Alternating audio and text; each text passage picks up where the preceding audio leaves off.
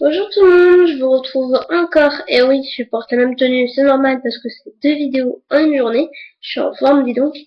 Je vous retrouve pour une nouvelle vidéo, c'est une revue livre cette fois-ci, c'est pour vous parler de Demain j'arrête de Gilles Le Jardinier.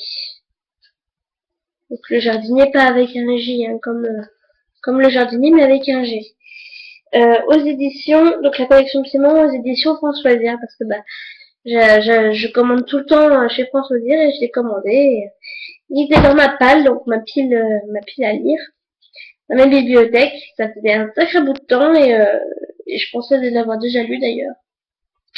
Et en fait non. Et je me suis rendu compte que en fait il était super. J'hésitais et tout. En plus il me paraissait hyper épais, mais en fait pas du tout. Il fait 300 et quelques pages. Il est écrit super gros. Donc en fait j'ai mis un peu de temps à le lire étant donné que je suis en stage, etc. Mais il se lit vachement vite, tiens. Alors, je vais vous lire la quatrième de couverture. Réparer une prise électrique en tenant les fils entre ses dents. Voilà le genre de bêtises que Julie commet à longueur de temps. Et quand elle est amoureuse, cette Miss Catastrophe élève son talent au rang d'art.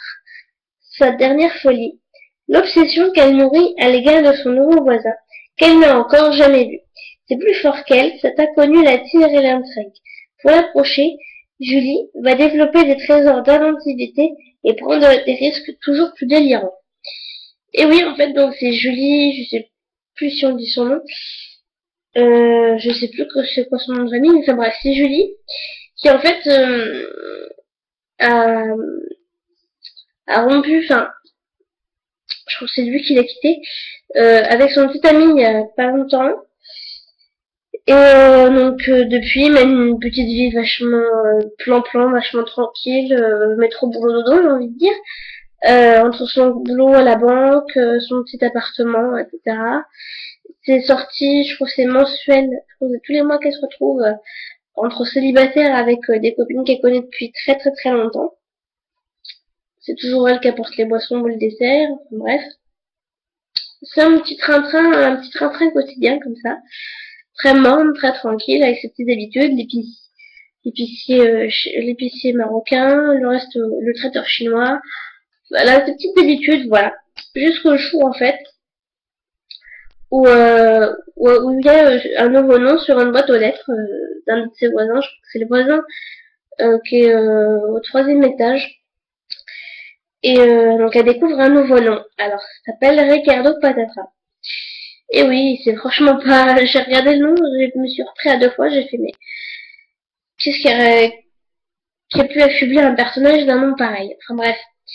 Ricardo Patatra. Et en fait, donc elle l'a jamais vu, elle sait pas du tout à quoi il ressemble. Et ça l'intrigue, elle veut absolument savoir à quoi il ressemble. Donc elle reste postée des jours et des jours devant l'œilleton de sa porte pour essayer de l'apercevoir, mais à chaque fois il y a un problème de lumière parce que c'est chronométré dans le couloir, donc voilà. Ou alors c'est toujours les mêmes personnes qu'elle voit à heure régulière, enfin etc. Et elle va rester comme ça plusieurs jours sans savoir qui c'est. Et elle va aussi essayer de surveiller son courrier en regardant ce qu'il a comme type de lettre, type de courrier, en se faisant une lampe de poche et tout, jusqu'au jour où elle va laisser tomber sa lampe de poche dans la boîte aux lettres et coincer sa main. Et c'est là que Ricardo Patatra va l'aider à se débloquer carrément. Il a fallu dégonder la porte, bref. Elle lui a prêté sa boîte aux lettres jusqu'à ce que la scène soit réparée. Enfin bon, c'est voilà. Elle a fait plein de choses comme ça pour essayer d'attirer son attention une fois qu'elle l'a rencontré. Parce en plus elle est, donc, on découvre que c'est un mec qui est affublé d'un nom pas très très commode, j'ai envie de dire, et pourtant c'est un mec qui apparemment qui a du charme, qui est super beau, etc. Et donc on découvre qu'il travaille dans l'informatique. Et en fait, ils vont apprendre à se faire connaissance, etc. Devenir de bons amis. Un jour, elle va même, pour le faire venir jusqu'à chez elle, elle va même jusqu'à vouloir péter son ordi. C'est son ordi fixe, dont elle ne se sert jamais. Mais sachant qu'il est informaticien, voilà, c'est dit tiens, pourquoi pas, je vais péter mon ordi comme ça, voilà. Sauf que ça, elle n'a pas décidé de prendre un marteau puis taper dessus, hein. C'est plus subtil que ça. Elle s'est dit, je vais carrément dessouder un composant, machin, machin. Et donc, en fait, elle s'est dit, je vais le faire venir et tout pour le réparer. Et donc, bah, lui, il bidouille quelques touches, et puis, bah, voilà. Sauf que quelques jours après, en fait, elle l'invite à dîner chez elle. Elle répète plusieurs fois la scène pour que tout soit impeccable. Elle met en évidence des livres, des CD de jazz, etc. pour faire croire qu'en gros, c'est une intello. Pour pas qu'elle ait une mauvaise image, donc elle cache même son doudou fétiche, son ours en peluche. Enfin, que des choses comme ça. Et donc, en fait, jusqu'au jour où l'ordinateur va exploser. Va prendre feu et tout dans l'appartement. Et ils vont finir le repas chez lui. Et ce jour-là, ça a vraiment été une soirée catastrophique, bien à la Julie, quoi, j'ai envie de dire, parce que comme c'est une Miss Catastrophe, voilà, c'est jamais un sans deux, parce que bah une catastrophe en entraîne une autre. Le ballon d'eau chaude de Rick, parce que donc elle le surnomme Rick plutôt que Ricardo, ça fait plus sympa. Le ballon d'eau chaude de l'appartement de Rick va exploser. Enfin, va péter. Et enfin bref, l'appart est inondé, ils se retrouvent tous les deux faire le concours du t-shirt mouillé, limite. Enfin bon, ça commence comme ça. Et va s'en suivre je vous dis, plein de choses pour essayer d'attirer son attention, essayer de le séduire. Donc elle va faire croire qu'elle est, je dirais pas marathonienne, mais qu'elle est adepte de la course à pied. Donc en fait, elle va vouloir parce qu'elle en fait, elle l'espionne régulièrement. Et elle a vu qu'il courait régulièrement le matin, etc. Et donc, en fait, elle a peur que c'est une adepte de la course à pied, qu'elle fait plusieurs kilomètres comme ça, fait une assez grande distance comme ça par jour, etc. Et en fait, elle va se retrouver complètement essoufflée. Enfin, bon, je vous laisse imaginer un peu le délire. Mais donc, s'ensuit comme ça une relation un peu à tâtons, je pense. Enfin, ils se jaugent, ils s'observent, c'est pas vraiment ensemble, pas ensemble, c'est voilà. Ils apprennent à se connaître et puis jusqu'au jour où ils l'embrassent. Donc voilà, ils sont ensemble sans. Enfin, c'est pas officiel, mais elle va quand même demander à ce qu'il l'accompagne à un mariage parce qu'elle veut pas se retrouver toute seule. Donc en plus un mariage franco-australien, en sachant qu'il y a une de ses filles avec qui elle a l'habitude de se retrouver tous les mois entre célibataires, il y en a une qui est vraiment excentrique au possible, surtout quand elle boit, donc elle va faire un scandale complètement bourré à la réception du mariage. Enfin, ça va terminer un peu de façon un peu incroyable. Enfin bon, voilà, c'est vachement rigolo, franchement, comme bouquin, j'ai adoré. Parce qu'en fait, elle va essayer de découvrir aussi quelque chose, parce qu'en fait, Rick est quelqu'un, on découvrira, qui est très secret, qui est très mystérieux, qui se dévoile franchement très très peu, qui en dit vraiment pas beaucoup sur lui. Et en fait, elle va découvrir qu'il cache donc un secret. Et donc en fait, au lieu de... Enfin, parce qu'elle sait que ce secret va lui attirer des ennuis, on le découvre à la fin, en fait, elle va l'aider. Et sans le savoir, elle va lui éviter les pires ennuis. Je vous en dis pas plus, mais voilà, elle va lui éviter les pires ennuis. Ah oui, le dernier truc fou qu'elle ait fait, je vous l'ai pas dit, mais le dernier truc fou qu'elle ait fait, c'est changer de boulot. Pour le voir plus souvent. Avant même qu'ils soient ensemble, que ce soit officiel et tout. Parce que bon, bah forcément, on s'en doute, ils terminent ensemble, là. Mais le dernier truc qu'elle a fait pour attirer son attention, c'est carrément changer de boulot. Je m'explique. En fait, il y a une petite boulangerie dans sa ville, et la vendeuse, en fait, enfin la gérante a une autre vendeuse avec elle qui est enceinte jusqu'aux yeux, et qui va pas tarder à être arrêtée. Et en fait, Julie en profite pour se dire, bah écoutez, je vais faire carrément une reconversion. La banque, ça me plaît plus, je me plais plus. Enfin, voilà, une reconversion de 360 degrés, elle va se faire boulangère. Et finalement, ça va marcher comme boulot. Finalement, elle va s'y plaire. En plus, elle me dit c'est un bon poste d'observation parce que comme ça, j'en apprends plus sur les gens, plus sur les ragots, sur ce qui s'y passe et voilà. Donc voilà, c'est la dernière bêtise entre guillemets qu'elle ait faite. Enfin, plus ou moins parce que finalement, ça lui a plutôt bien réussi. Et donc voilà, Julie est hyper attachante comme personnage. Enfin, moi, j'ai beaucoup aimé.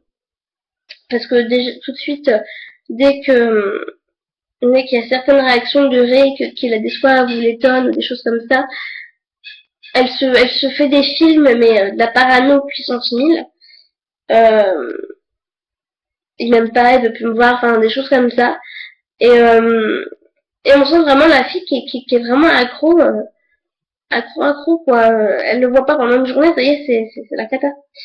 Donc elle a même, je crois, gardé sa chemise qu'elle a dû enfiler parce que sa robe était mouillée quand il y a eu le ballon d'eau chaude qui a explosé. Enfin bref, elle a gardé sa chemise, elle dort avec. Enfin, je vous dis, c'est vraiment la fille accro par excellence. Et donc voilà, j'ai vraiment adoré ce livre. Donc c'est Demain j'arrête de Gilles Le Jardinier. Franchement, je vous le conseille, il est vraiment super. C'est un peu un style un peu de chick-lit, si ça vous dit, le genre vous dit. Moi je sais que j'adore les chick-lit, hein, de toute façon. Donc j'avais décidé de m'y remettre, changer un peu de style, de genre. Et donc voilà, j'ai vraiment adoré ce bouquin, c'est vraiment super. Je vous le conseille. Et donc après, j'ai décidé de trouver dans ma bibliothèque, je vais lire un livre qui s'appelle Robe de mariée de Pierre Lemaitre. Donc c'est un thriller. C'est un thriller et c'est pareil un petit moment qu'il est dans ma palle, dans ma bibliothèque et il a pas beaucoup moins de pages que le précédent, mais c'est écrit en plus petit donc c'est pour ça qu'il est beaucoup plus mince. Et c'est un genre thriller. Je sais que moi en thriller je suis un peu difficile parce que j'aime bien tout ce qui est policier, genre Marie Higgins Clark et des choses comme ça. Et dès que ça sort un peu de ce cadre-là, j'ai un peu de mal. Mais bon, moi je vais essayer, on va voir. La quatrième de couverture m'a intriguée, donc voilà. Donc je vais vous la lire. Alors, Nul n'est à l'abri de la folie. Sophie, une jeune femme qui mène une existence paisible, commence à sombrer lentement dans la démence. 1000 petits signes inquiétants s'accumulent, puis tout s'accélère. Est-elle responsable de la mort de sa belle-mère, de celle de son mari infirme? Peu à peu, elle se retrouve impliquée dans plusieurs meurtres dont, curieusement, elle n'a aucun souvenir. Alors désespérée mais lucide, elle organise sa fuite. Elle va changer de nom, de vie, se marier, mais son douloureux passé la rattrape. Les ombres de Hitchcock et de Brian De Palma planent sur ce thriller diabolique. Donc ouais, ça m'a l'air vraiment pas mal. Je vous en parlerai dans ma prochaine revue lecture. D'ailleurs, si vous avez, petite parenthèse, des envies de vidéos, des tenues du jour, des tags, en tout genre que vous pouvez me suggérer, n'hésitez pas à me les déposer en commentaire en dessous de cette vidéo. Il n'y a pas de souci. Et tant que j'y pense, la précédente vidéo que j'ai faite, donc c'est mon vlog une journée dans ma peau, mais la vidéo encore d'avant, c'est le concours. N'oubliez pas de participer si vous avez envie, de vous abonner à ma chaîne. Bien entendu, pas que pour le concours, ça serait quand même un peu salaud. C'est important. Les conditions sont en barre d'infos en dessous de la vidéo du concours, il n'y a pas de souci. Vous pouvez regarder.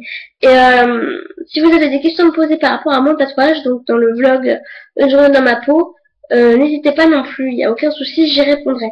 Voilà, je mettrai mon blog littéraire, mon blog principal, ma page Facebook sur le livre, mon compte Facebook, mon Twitter, etc. en barre d'infos comme d'habitude. N'hésitez pas à regarder. Et je vous dis, si jamais vous avez des suggestions de vidéos, n'hésitez pas à tout mettre pareil en barre d'infos, en commentaire, et j'y répondrai, il n'y a pas de souci. Je vous fais des bisous, je vous dis à bientôt. Bye bye.